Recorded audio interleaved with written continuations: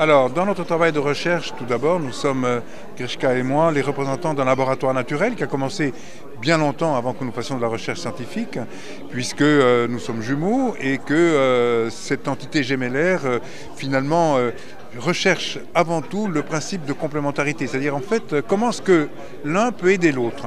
Grishka est mathématicien, moi je suis plus physicien.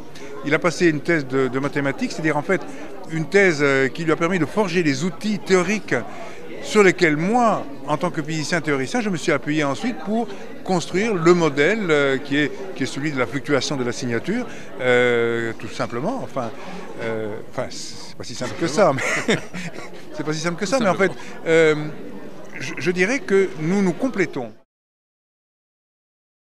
En réalité, on vient d'en donner un exemple. Ce qui est important, c'est le partage de la pensée, le partage de la parole, au principe, évidemment, de la gémellité. La gémellité, pour nous, n'est pas la supplémentarité. C'est-à-dire qu'on ne s'inscrit pas dans le supplémentaire, on s'inscrit, comme Igor l'a dit d'ailleurs tout à l'heure, dans le complémentaire. C'est-à-dire que chacun apporte une partie de la pièce manquante.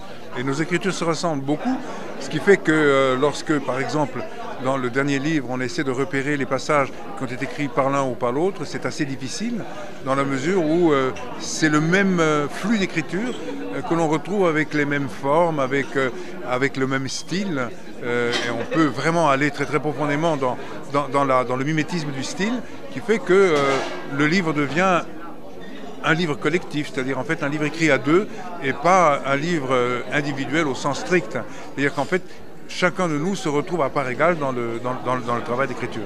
Oui, c'est une mathématique très particulière où 1 + 1 = 1, en somme.